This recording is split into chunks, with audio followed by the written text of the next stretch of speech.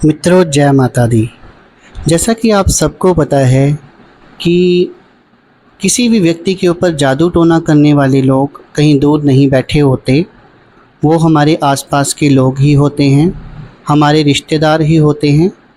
उनको ही ज़्यादा तकलीफ़ होती है। जो दूर बैठे व्यक्ति हैं, जो हमें जानते नहीं हैं, हमसे कोसों दूर हैं, उन्हें कोई ज़रूरत नहीं होती हमारे पर इस तरह की कार्य करवाने की, इस तरह के कर्मकांड कराने की। तो होता क्या है दोस्तों, जब हमारे पे जादू टोना किया जाता है तब हम बहुत परेशान हो जाते हैं और हम भगतों के पास जाना शुरू कर देते हैं, तांत्रिकों के पास जाना शुरू कर देते हैं। और भगत तांत्रिक जो होते हैं वो ये कभी भी क्लियर नहीं कर पाते कि करने वाला कौन है।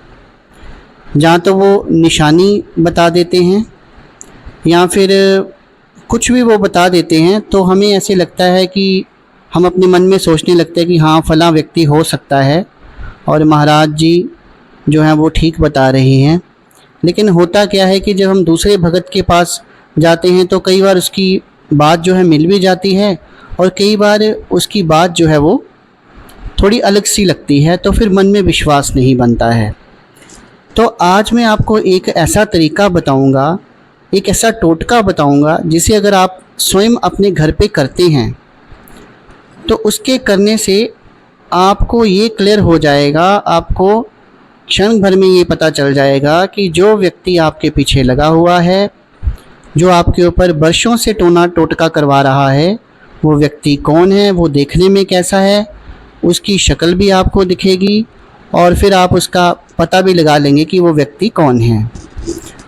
तो अगर आप ये टोटका जानना चाहते हैं तो वीडियो में अंत तक बने रहना, वीडियो को स्किप मत करना। फिर पूरी वीडियो आप देखते नहीं हैं, फिर मन में प्रश्न उठते हैं और उन प्रश्नों का जवाब पहले ही वीडियो में दे दिया गया होता है।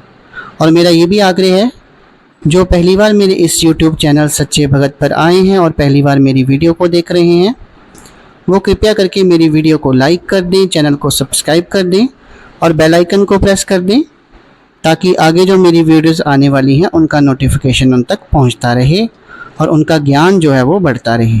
तो चलिए दोस्तों, शुरू करते हैं। दोस्तों, बहुत ही सरल उपाय है। सामग्री जो है वो बड़ी आसानी से मिल जाती है।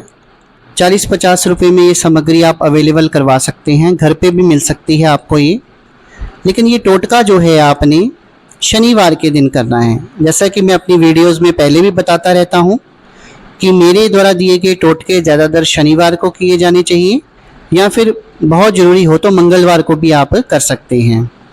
आपने करना क्या है, आपने छोटा सा टुकड़ा एक लेना है काले कपड़े का और कुछ सामग्री मैं बताने जा रहा हूँ। वो सामग्री जो है इस काले कपड़े के अंदर आपने रखनी है। उसमें घर के अनाज से ही आपने जो काली उड़द की दाल होती है उसके 11 या 21 दाने रखने हैं।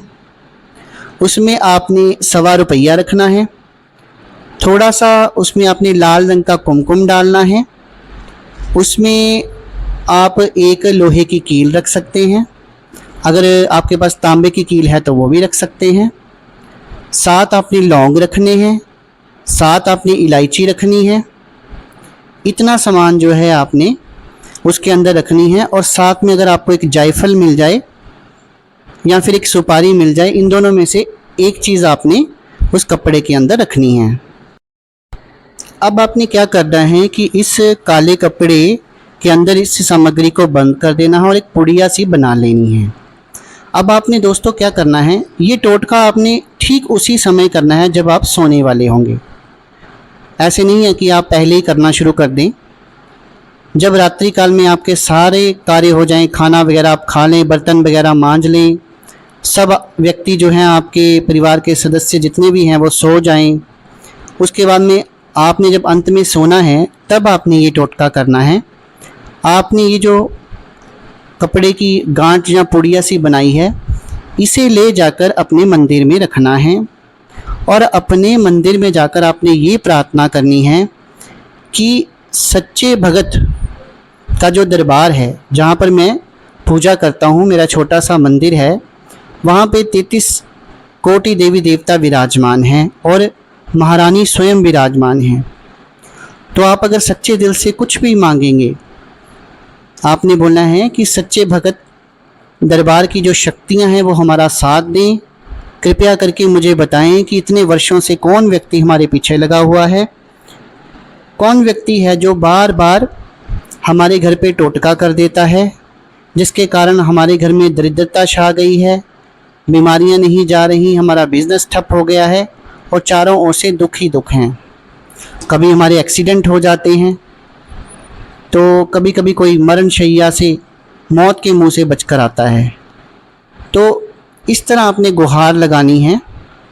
तो हमारा जो दरबार है एक छोटा सा, जहाँ पर हम पूजा पाठ करते हैं, वहाँ जो शक्तियाँ हैं वो आपकी ज़रूर मदद करेंगी। और आपने ये प्रार्थना करनी है कि मैं सोने जा रहा हूँ तो कृपया करके मेरे स्वप्न में उस व्यक्ति के बारे में बताएं जो एक्चुअल में हमारे पीछे लगा हुआ है।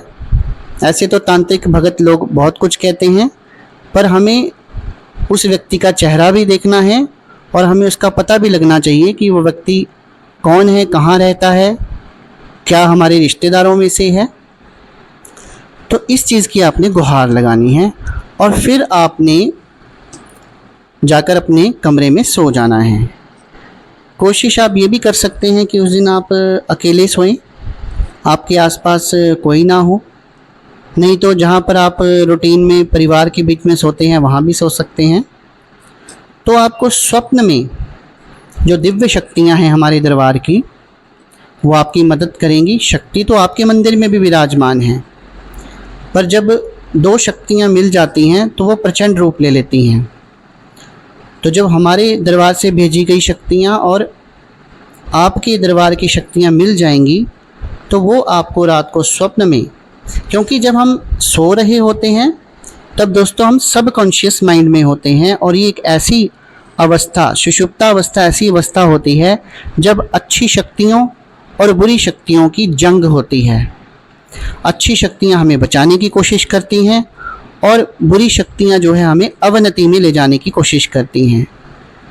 तो ये जो माइंड की स्टेट होती है, इसमें हमें उस व्यक्ति का चेहरा दिखाई देगा।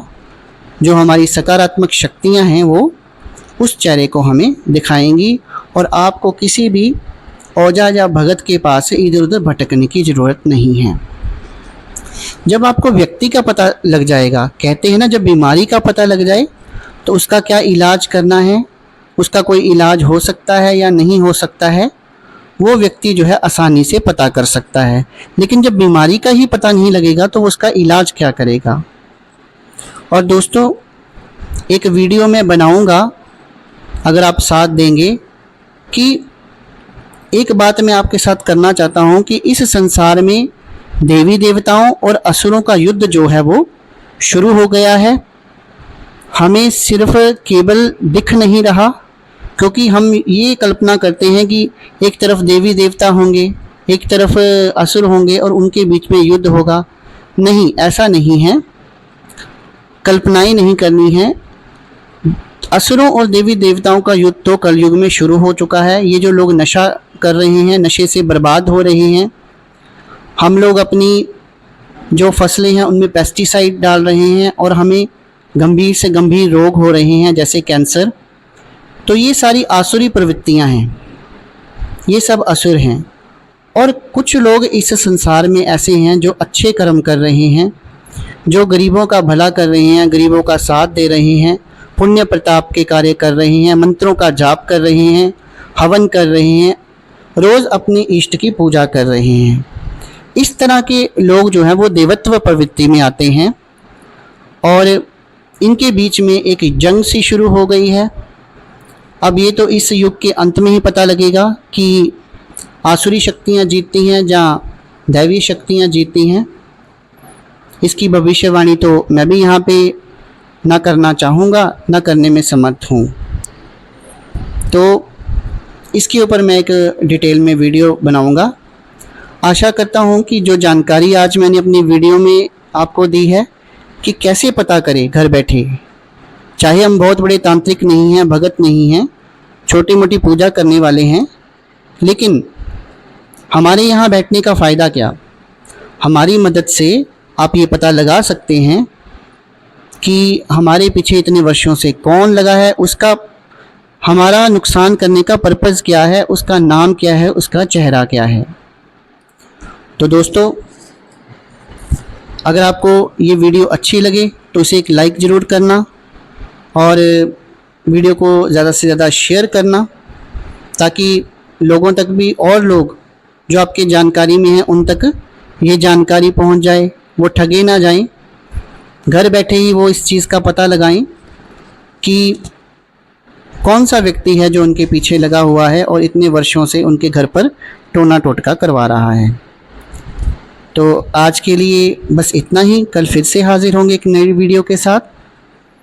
तब तक के लिए शुभ रात्रि। धन्यवाद।